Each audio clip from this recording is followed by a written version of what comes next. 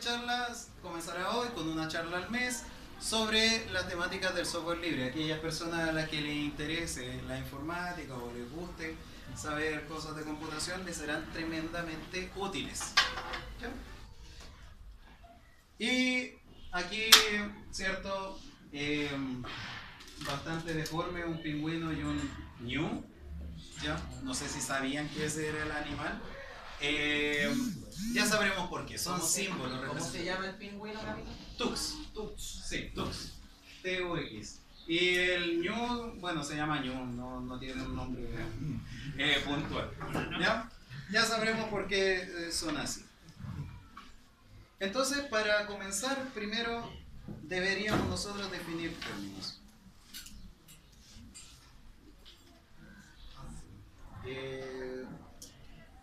Tengo un problema acá.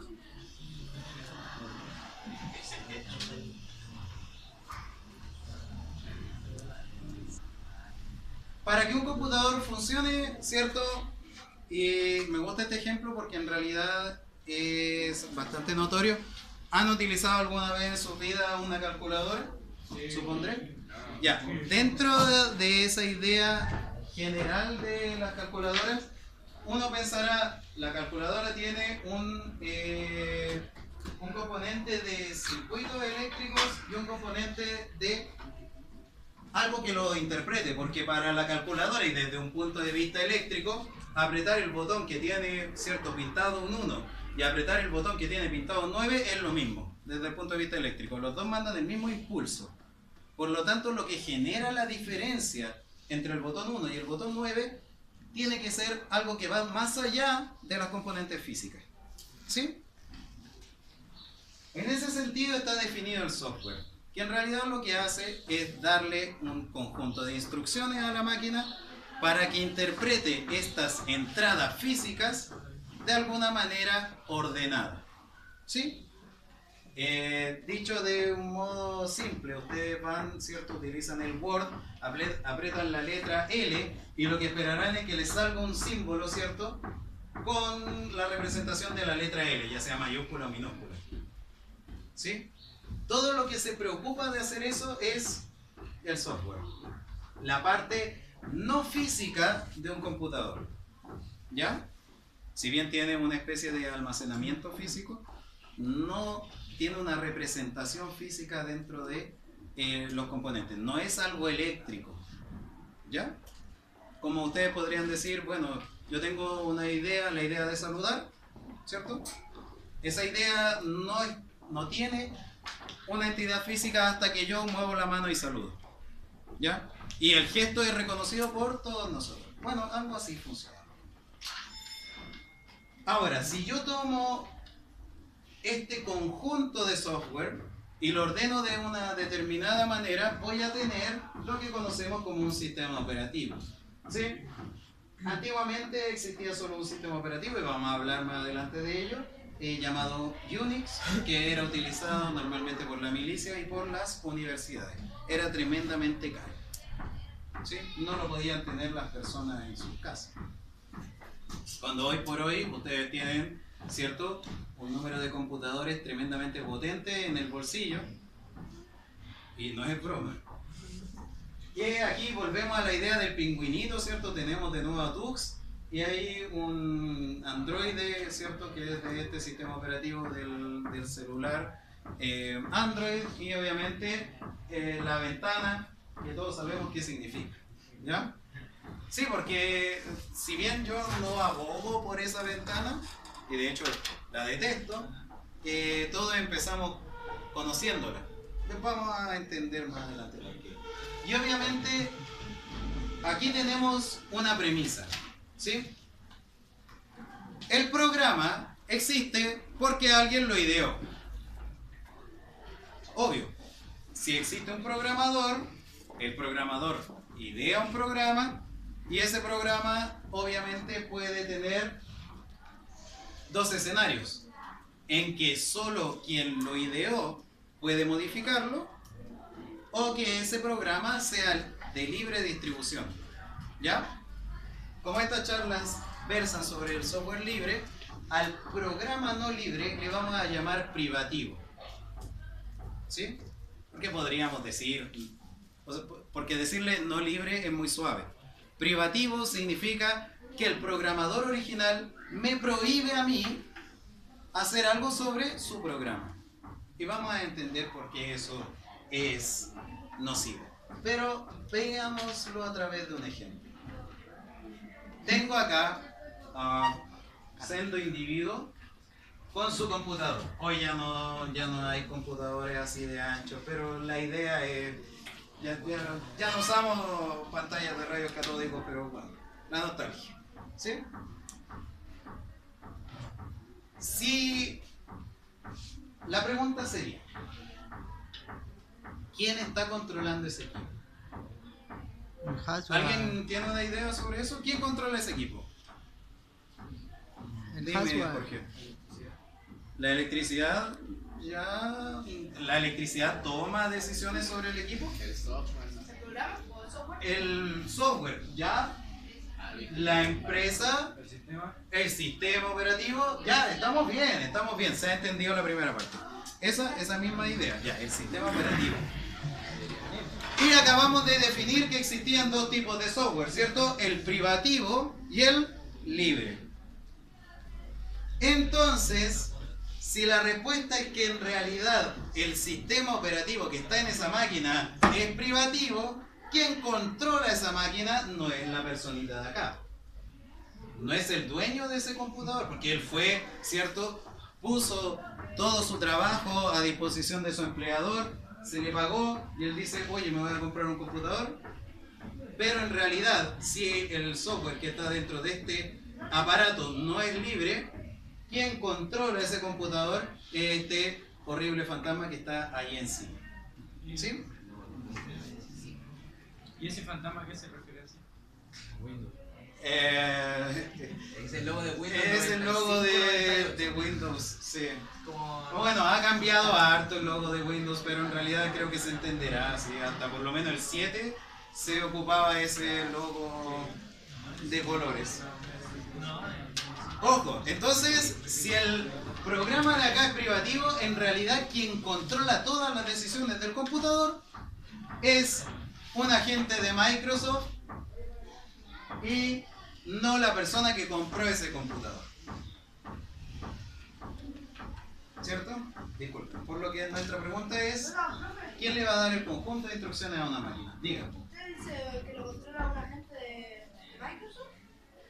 Lo digo en términos no conspiranoicos, sino que Microsoft toma las decisiones. O sea, si Microsoft quiere que tu computador se actualice, entonces va a mandarle esa señal. No vas a tener tú la decisión sobre qué actualizaciones van a ir o qué actualizaciones no van a ir. Tampoco tienes la decisión sobre qué información le envía tu computador a la central de Microsoft. Por ejemplo, no estoy diciendo que lo hagas, pero si tú tienes una copia no pagada de Windows, ¿cierto? Porque el Windows 10 está costando como unos $100 hoy en día. Sé que se obtiene gratis, pero esa es una versión alternativa. La versión profesional cuesta $100. Eso significaría ¿cuánto? 70.000 pesos. 70.000. 75.000. Ya, dejémoslo por ahí. Si usted no tiene una copia autorizada de ese programa de Windows, entonces su maquinita cada cierto tiempo va y le dice a Microsoft, oye, hola, estoy acá y soy una copia no autorizada. ¿Ya? Vamos a ver por qué eso es malo. No es que Microsoft tenga una persona aquí sentada, ¿cierto?, pendiente de tu computador. No, no es eso a lo que me refiero. Si es eso entonces, sería, ¿quién le da las instrucciones a la máquina, cierto? Bueno, ¿por qué esto es importante? Tenemos dos posibles respuestas frente a eso. Los usuarios le dan instrucciones a la máquina, o sea, es el usuario el que tiene un control absoluto sobre el programa, si vemos los paradigmas de lo que estábamos hablando recién, o el programa tiene un control sobre los usuarios. ¿Ya? Esto es súper lógico y me gustaría que llegara Mr. Salfate acá para que me apoyara, digamos, en esta idea. En términos generales, o yo gobierno al programa, o el programa me domina a mí. ¿Sí? No hay opciones intermedias. ¿Ya? Una de dos. Ahora, ¿por qué sería que alguien quisiera que el programa controlara a los usuarios? Bueno, ahí va la pregunta de Eduardo. ¿Por qué alguien querría que el programa controle a los usuarios? Bueno, si el programa controla a los usuarios y yo controlo el programa, en términos generales, yo controlo a todos los usuarios. ¿Cierto? Si yo tengo la gobernación sobre mi programa y mi programa, ¿cierto?, decide qué es lo que hacen los usuarios, entonces, de manera súper directa, es el controlador del programa original el que va a tener un control directo sobre los usuarios. Por eso la idea del joystick, ¿sí? Entonces le enunciaré un conjunto de problemas del software privativo. Primero, reforzar solo un tipo de sistema operativo. ¿Cierto? Aquí está una compañía cuyo nombre no sabemos y reforzando a través de convenios con distintas empresas que solamente el sistema operativo que ellos deciden es el que se pone en las máquinas, a pesar de que las máquinas las compran ustedes. ¿Ya? Vamos a verlo desde un punto de vista bastante liberal y de propiedad. Ya más adelante seremos un poquito más concisos en la idea general. Pero si Microsoft va, lo siento, dije el nombre. Si Microsoft va y le dice, por ejemplo, a Dell, a HP, oye, mira, tú dame estos y tales modelos y estos van, ¿cierto?, directamente con una de mis versiones de mi programa, que obviamente no va a ser la mejor. No sé si han visto que existía, por ejemplo, el Windows 7 Ultimate Edition, el profesional, el estudiante, el casero, y eran esencialmente lo mismo, ¿sí? Ya vamos a ver lo malo que tiene eso. Además, podrían trabajar con estas agencias de 3 letras, ¿cierto? Como la NSA, la CIA y las demás. Y decirles, mira, acá hay algo que está mal y a través de esto usted puede acceder a la información que quiera. ¿Ya? 2011 leí una noticia, bueno, probablemente la encuentre de nuevo, sobre un pendrive que diseñaron los ingenieros de Microsoft que se les entregaban a los agentes del FBI, y estos agentes del FBI iban y lo conectaban a cualquier computador y tenían el conjunto de claves que estaban almacenadas dentro de ese computador. Eso es tremendamente malo desde el punto de vista de la privacidad y el anonimato en Internet, que son parte de la segunda charla, ¿sí? Y obviamente también, ojo, vamos a hablar aquí de otra empresa, no sabemos su nombre, que también puede ser un tipo de control, ¿sí? Abusar con fines lucrativos. O sea, mira, 2 nuevos usuarios y estos usuarios están permanentemente, ¿cierto?, esclavizados frente a menos que algo rompa las cadenas. Y podríamos hablar de eso. Y ustedes me dirán, pero profe, lo pirateamos, ¿cierto? Vamos y lo pirateamos. O sea, tenemos un problema, la sala de computación, no tenemos para pagar las costosas licencias de Microsoft, ya lo pirateamos, ok. En realidad eso no es una solución al problema. Primero, porque la piratería no existe, ¿sí? Robar es robar. Yo tengo una mochila, ¿de quién es? Mía. Ya, la tomo y obviamente me voy. Y él perdió su mochila, ¿cierto? Pero si yo pudiera hacer un duplicado, así, estoy exagerando, pero un duplicado exacto del mismo ordenamiento molecular, el mismo estado cuántico de la mochila, yo podría tomar esa segunda mochila y llevarme exactamente la misma información y él no perderla. ¿Ya? Durante los 80 la gente, las empresas, querían hacerle creer a las personas que compartir era moralmente igual que ir y robar un avión. Y eso no es verdad. Con que yo vaya, ¿cierto? Y esté así, oye, mira, quiero que escuché este grupo, así que te quemé un CD con sus canciones. Eso es malo.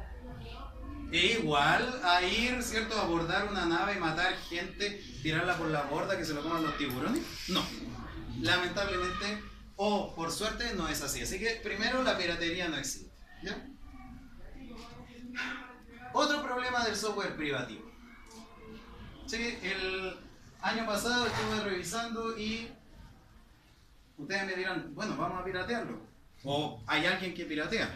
Pero como Microsoft, ¿cierto? Tiene un conjunto de software privativo y este software le dice a Microsoft, oye, mira, acá soy yo, soy una copia pirata, no... pirata, ¿cierto? Soy una copia no autorizada. Va el equipo legal de Microsoft y levantó una denuncia. Porque lo pueden hacer, porque las leyes los amparan en ese sentido. ¿Sí? Lo que no debería ser, ya vamos a hablar de eso. O simplemente se ponen de acuerdo este caballero, diputado PPD de acá de Chile. Si estuvieran metidos en los grupos de intereses, es el diputado con el patrimonio más grande entre los diputados. Sí, creo que ha alcanzado 100. No, ¿10.000? en acciones y bienes, unos 10.000 millones de 10.000 millones de pesos. ¿Sí? O sea, trabajar para Microsoft tendrá sus beneficios económicos. Vamos a decirlo así. Ya veremos por qué. No sabía. Lo veremos más adelante porque si tiene que ver con la situación de nuestro país. Entonces, otro de los grandes problemas aquí de un diario español. Diga. Eso es una duda. Porque, por ejemplo, yo tengo en casa varios dispositivos pirateados, consola, por ejemplo, cosas así. ¿Cuál sería el nombre idóneo para llamarlo? Digamos, copias no autorizadas. ¿Sí? Porque se supone que ellos tendrían gobierno sobre las copias, lo que no debería ser. ¿Ya? Vamos a pensar en esto, ¿sí? Que es una realidad latente acá en Chile. Microsoft, como empresa, debe tener un buffet de abogados para solucionar la mayoría de sus problemas. Y algo que pasó en 2013, disculpen, en 2013 en este pequeño pueblito, es que los colegios, como tenían copias no autorizadas de Microsoft y esas copias le estaban mandando la señal a la empresa general, ojo, estamos hablando de que cada colegio al año debería invertir entre unos 10 y unos 25 millones de pesos para mantener las licencias de Office y del sistema operativo. ¿Ya? Solo dos cosas. ¿Sí? Oficina, sistema operativo. ¿Sí? Dependiendo de la cantidad de computadores que tenga el colegio, obviamente. Y pensando en el computador que tiene la secretaria y demás. Diga. Ahí dice que le cortaron la luz y fue apenas subieron. No es que le cortaron la luz. A lo que se refiere es que el colegio no iba a poder pagar todo lo que le debía a Microsoft y por lo tanto debían cerrar su laboratorio de computación. ¿Ya? De hecho, para vender todas las especies y poder pagar la deuda que le llevarían a Microsoft por un par de años utilizar software alternativo no autorizado. ¿Cómo lo solucionamos? Bueno, aquí no es como que esto sea la utopía misma, pero es una solución, ¿sí? El software libre.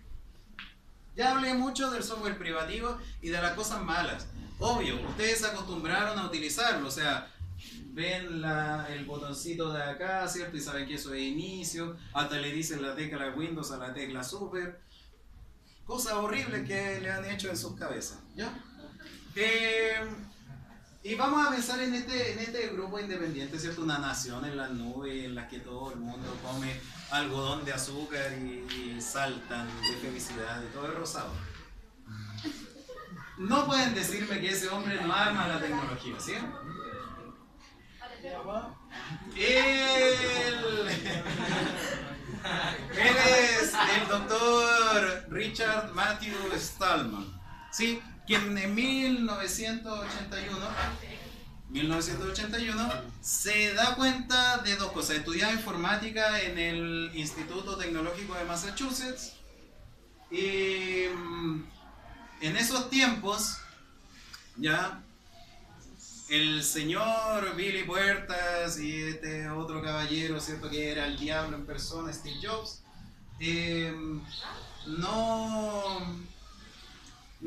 todavía no cuajaba su idea de los computadores personales, lo que era bueno, ¿sí? Y todos los computadores estaban simplemente, como les dije en un principio, en las agencias militares y por el otro lado, en las universidades, ¿ya?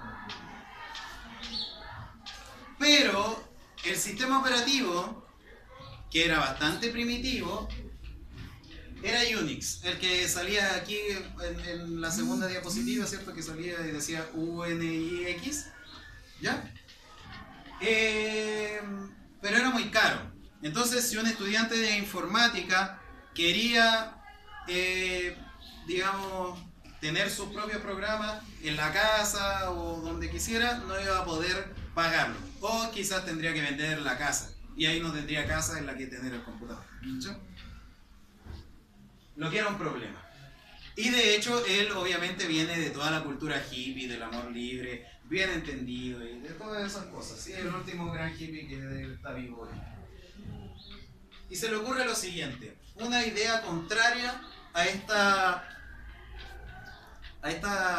idea central de yo hacer un programa y vivir a través de él, a pesar de que el programa tenga fallos, a pesar de que el programa no haga todo lo que los usuarios quieran que haga, a pesar de que ningún usuario pueda asegurarse de que el programa está haciendo lo que realmente dice que hace. Y se le ocurrió un concepto y acuñó el término software libre, ¿ya? Y empezó la fundación del software libre, la FSF por sus siglas en inglés. Y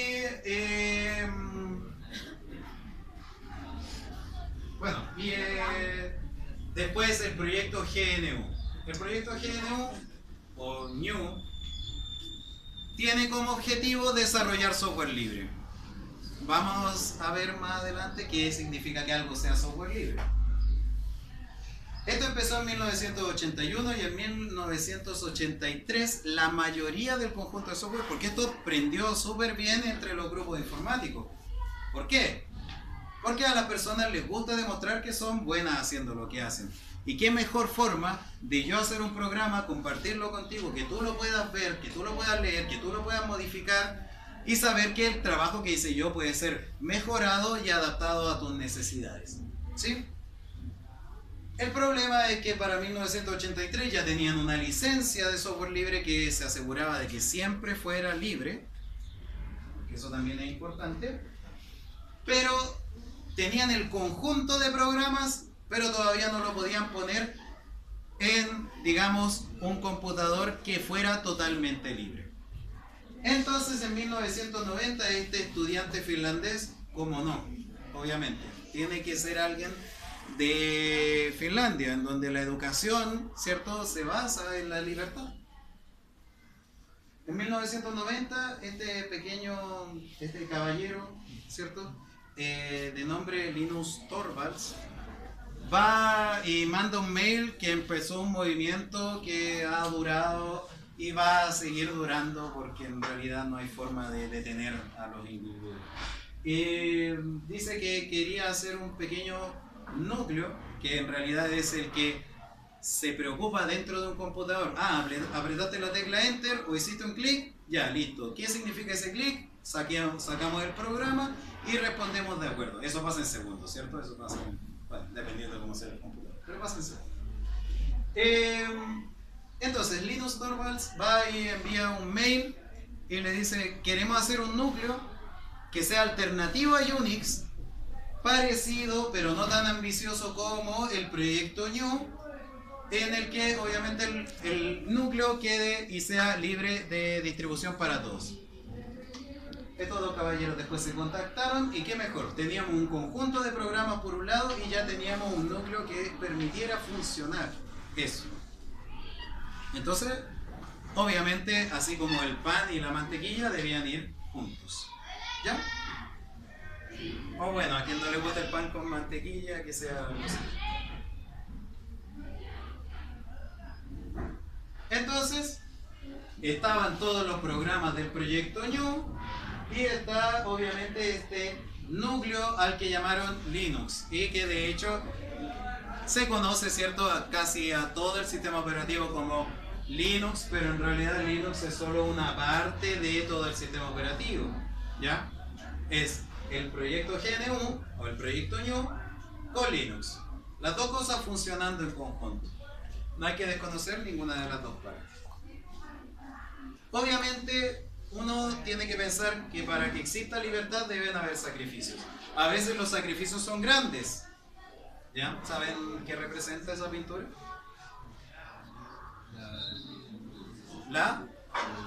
Sí, la Revolución Francesa. O a veces tenemos que dar pequeños sacrificios por la libertad.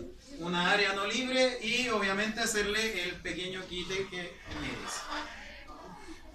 Entonces, el software libre, para asegurarse de que los usuarios tengan control sobre el programa, esencialmente requiere de 4 libertades básicas. Ojo, libre no significa que sea gratis, aunque en la mayoría de los contextos los programas de software libre son efectivamente gratis, ¿ya? Se habla no de precios, sino que de respetar al usuario. Porque sabemos que el software privativo no nos respeta, ejerce control sobre el usuario. La libertad cero, la esencial, sería ejecutarlo. O sea, donde yo quiera el programa que pueda reproducirlo. Diga. ¿Ah? A ver, lo que pasa es que existen programas. Sí, existen programas. Hay 5 personas se unen, oye, nosotros queremos hacer este programa y lo desarrollan. ¿Sí? Y si ese programa es libre, respeta tus 4 libertades esenciales y tú lo quieres para hacer tu trabajo, obviamente puedes hacerlo. ¿Sí? Por ejemplo, acá obviamente toman el programa y le dicen instálalo en 500 equipos y no hay ninguna regulación en eso. ¿Sí? En cambio, obviamente Microsoft, ¿cierto?, quiere que tú le pagues y le pagues y le pagues y le pagues. Inventaron el Office 365, ¿cierto?, que tiene un contrato anual, se le acaba el contrato anual y lo vuelve completamente inútil y cosas horribles que pueden pasar. ¿Sí? Después de poder ejecutarlo, obviamente yo también debería poder cambiarlo. Y ahí va donde dice, donde pregunta Estefanía, ¿será para mí? No, quizás no me gusta como es el gráfico, pero puedo cambiarlo. ¿Sí? Puedo modificarlo. Si no me gusta que la X esté al lado derecho, la quiero al lado izquierdo y la dejo ahí. ¿Sí? Ojo, eso es una modificación gráfica, no una modificación del programa entero. O sea que el software libre se puede piratear o algo así. Es que no es pirateable porque se puede nadie controlar. te restringe. Se controla, ¿Sí? uno no Nadie te controla. restringe, nadie te controla. Se puede modificar porque esa es la libertad de uno, ¿sí? Si yo puedo ejecutarlo y puedo alterarlo, obviamente después debería también... Lo siento, me voy acá. Puedo cambiarlo, pero para poder cambiarlo, obviamente yo no voy a leer lenguaje máquina. Eso es ridículo, ¿sí? Me podría confundir y ya no tengo el programa completo. ¿Ya? No puedo tener solo el ejecutable, sino debo tener el código fuente, el conjunto de instrucciones que me dicen, ah, este programa hace esto, ¿sí? Para yo poder modificarlo. Hola mundo. ¿Sí? Y ustedes me preguntarán, pero profe, si yo no sé programar, ¿cierto? Aquí hay un chef, aquí hay un constructor. Claro, quizás ellos no sepan programar, pero no solo hay 2 personas en el mundo que tienen un computador, hay muchas. Y si bien puedo yo no ser un programador, puedo unirme a estos grupos y aportar con mi experiencia. Oye, este programa de repente le ocurre esto cuando yo intento subir muchos archivos, o me gustaría que fuera algo distinto. Oye, mira, hay otro programa alternativo que hace este tipo de cosas. ¿Sí? Y desarrollar en comunidad. No desarrollar desde el punto de vista de acá hay un jefe, profesor. No desde el punto de vista de acá hay un jefe y él decide todo, sino que es la comunidad lo que decide. Y puede tener la misma calidad que un software. Calidad. Es un concepto bueno. ¿Cómo mido yo la calidad si no puedo saber qué es lo que hace mi programa? Según el criterio de cada uno, yo creo. Ese es un problema, ¿cierto? Porque si yo no sé que Word hace lo que Word dice que hace, entonces yo no puedo asegurar que sea de calidad. ¿Me entiendes? En este sentido, como yo puedo saber qué es lo que hace el programa, puedo decir, ya, el programa cumple con lo que hace. ¿Sí? Sé que están muy acostumbrados a simplemente utilizar ese concepto así como de calidad, pero en realidad hablemos de... Acá el programa no va a tener trampas, ¿sí? Si el programa te está diciendo yo hago esto, eso es lo que va a estar haciendo, ¿ya? Ojo, está sujeto a fallos, como todo. Diga. Yo no soy usuario de Linux.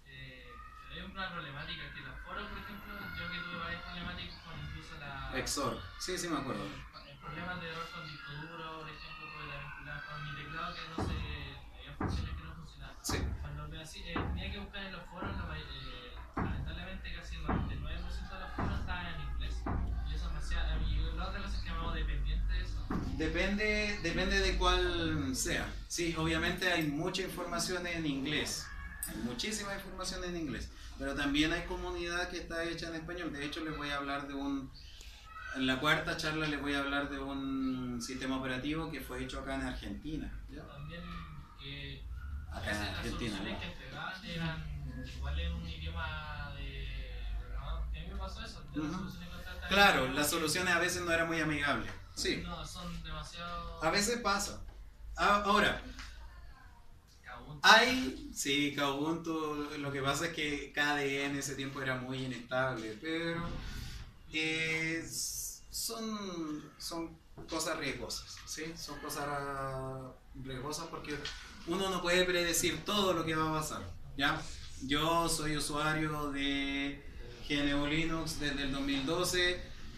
Aquellos que han tenido clases conmigo anteriormente vieron ese pequeño netbook que andaba trayendo, que era Acer, que tenía las cositas ahí. Esa cosa no me funcionaba con Windows 7, si se demoraba 2 minutos y medio en que yo recién le pudiera hacer un clic al navegador para poder abrirlo. Llegué, iba a tomar un curso de bioinformática y dije ya, ok, como en bioinformática ocupan GNU Linux, voy a cambiarlo porque no me servía de nada con Windows 7, andaba lentísimo. Y le instalé Ubuntu, ¿sí? Me prendía y era utilizable después de como unos 30, 40 segundos. Al día de hoy todavía es funcional porque le puse un sistema operativo mucho más liviano y obviamente funciona de maravilla, pero para eso obviamente se necesita algo de experiencia y no siempre la experiencia es grata, ¿sí? Como una nota al margen, después de que le instalé Ubuntu, una sola cosa no me funcionaba, que era el Wi-Fi. Por cable de Ethernet se funcionaba, pero por el Wi-Fi no. 3 días después de haber leído un poquito en los foros de Ubuntu, pude solucionar mi problema y jamás volví a tener un problema hasta que se me ocurrió hacer una graciosada. Y menos mal que había respaldado mi sistema y tuve que reinstalar. Y de ahí una larga historia de cosas y experimentaciones distintas. Pero eso lo vamos a dejar para otro momento. Sí, entiendo que eso puede pasar. Sí, es un riesgo. La libertad, la tercera libertad, la libertad 2 sería redistribuir. Si yo puedo ejecutarlo donde quiera, si puedo modificarlo, también podría redistribuirlo, ¿cierto? O sea, puedo llegar, pasarte una copia a ti, y todos tenemos una copia del programa y nadie tendría por qué decirnos que no. Y obviamente, si puedo modificarlo, también yo debería poder redistribuir esas modificaciones que yo ya había hecho. Porque quizás mi programa es algo mejor, tiene otra funcionalidad, que tiene otro público objetivo y demás. Ojo, de nuevo, no necesariamente tengo que ser un desarrollador, no necesariamente tengo que ser un programador para entenderlo. Puedo participar de foros. Tengo un modelo para la evangelización a Linux, en el que primero es utilizar programas libres dentro de Windows, porque siempre, obviamente es software libre, entonces puede ser modificado para que sea ejecutable en el paradigma de cosas que es System32.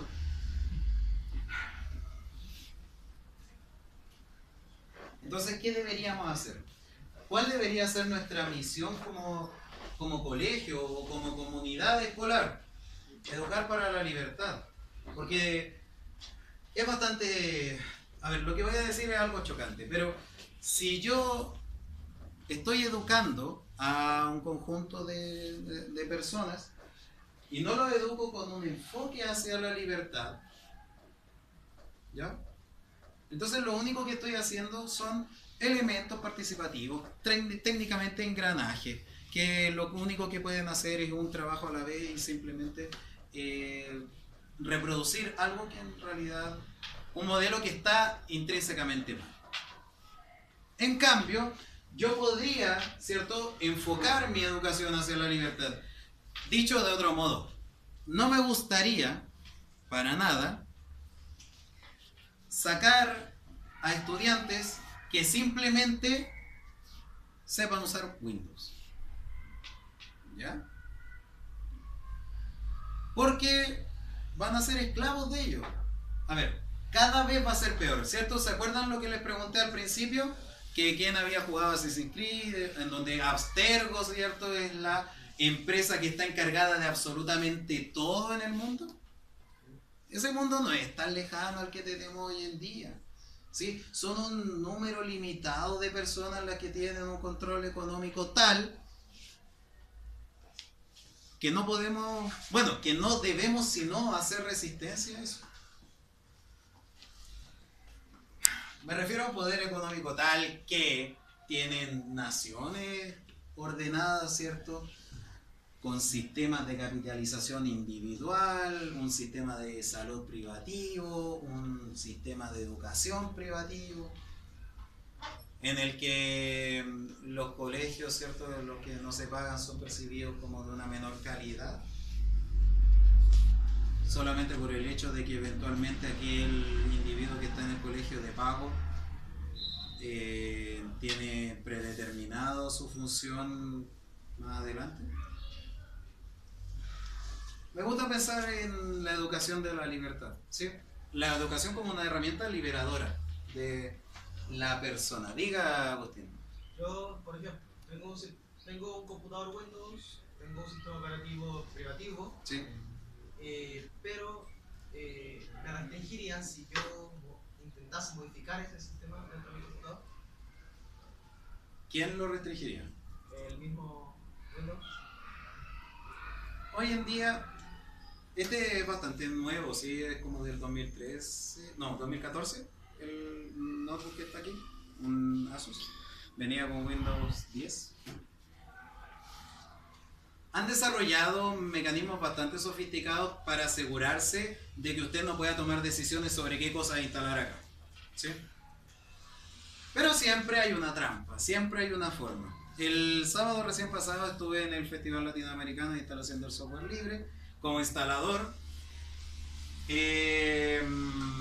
Un festival que se hace todos los años y que tiene como objetivo eso. Gente que esté interesada va a instalar.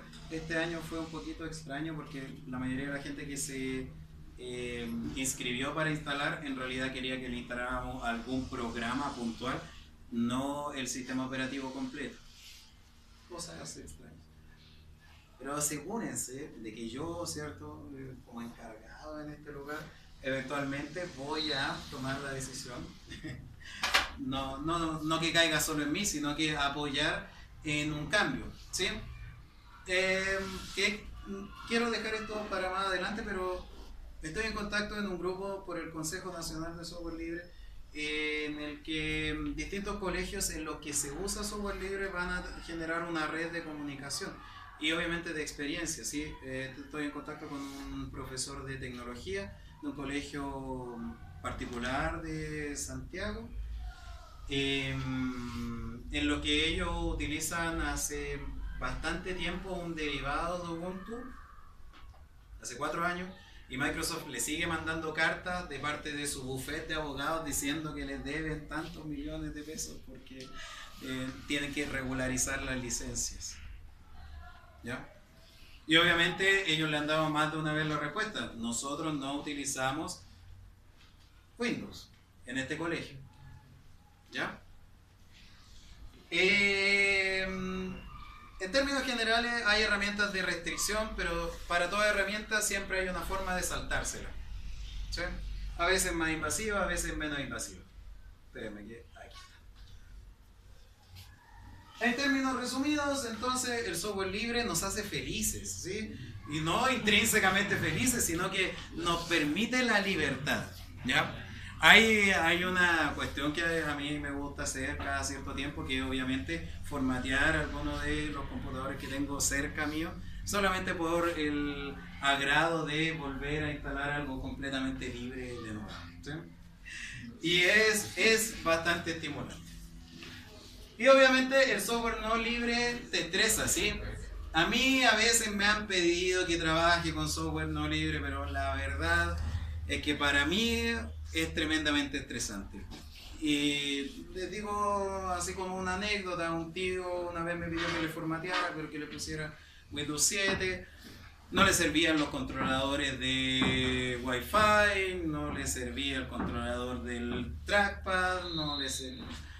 Era un desastre y tuve que ir bajando todos los controladores uno por uno y no sabía cuál tenía que ir porque en realidad en la página de, digamos, del vendedor no me decía exactamente el modelo, entonces tuve que ir bajando de a uno en uno los controladores hasta que alguno funcionó, ¿sí? Y es un proceso desagradable. Aquí de repente, como les digo, he tenido algún problema, pero como bien dice Reyes, hay foros, hay una comunidad enorme detrás, ¿sí? No somos 10 pelagatos los que nos sentamos, ¿cierto?, detrás de nuestros computadores y hablamos sobre esto.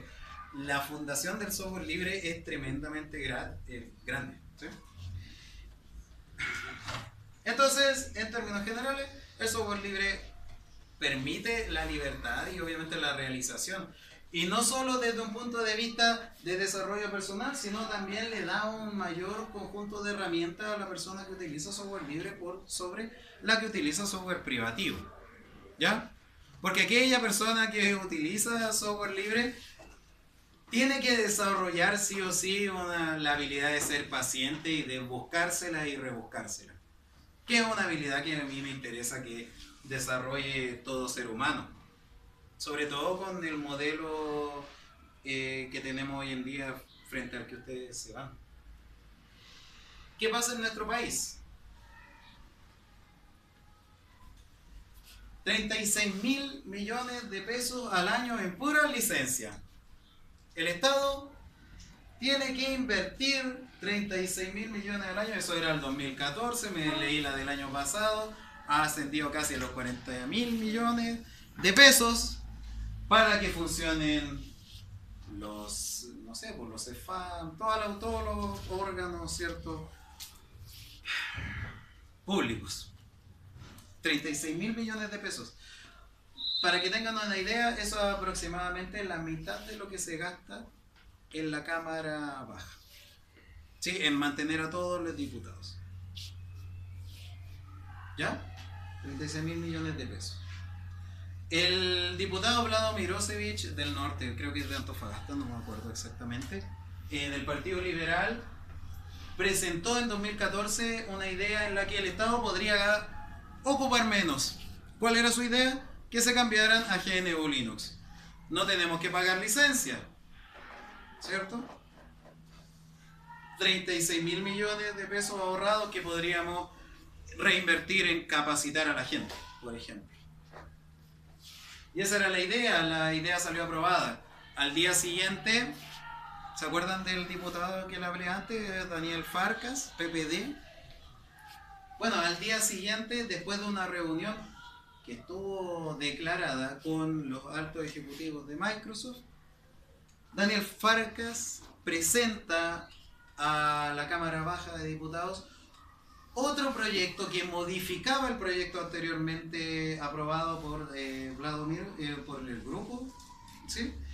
En el que el Estado debería ser neutral frente a la utilización de software por parte de los organismos públicos y de cierta manera, si ellos podían justificar por qué estaban gastando esa plata de la licencia de licencia, entonces estaba bien. Y hasta ahí llegó la idea de Vlado Mirosevich de cambiar todo el organismo público hacia GNU Linux. Lugares en donde ha funcionado esto: Finlandia, Alemania, países desarrollados, Cuba. En Cuba utilizan software libre. ¿Ya? ¿Cuál es la realidad de nuestro país? ¿Estamos tan abandonados como suena? En realidad no. ¿Sí? En nuestro país sigue vigente el proyecto Debian, uno de los proyectos más antiguos de software libre, nació en 1994 con Ian Murdoch, persona que lamentablemente se hizo uno con el universo el año pasado. La Comunidad Nacional de Software y la Cultura Libre, Red Hat, que es uno de los grandes a nivel mundial, a la vanguardia de la innovación de código abierto, que se llama. Canonical, otro de las grandes empresas encargadas de Ubuntu. Y obviamente la FreeSOL, que puede organizarla cualquier entidad, ese es el del año pasado, y obviamente el banner de este año, que fue el sábado recién pasado. ¿Ya?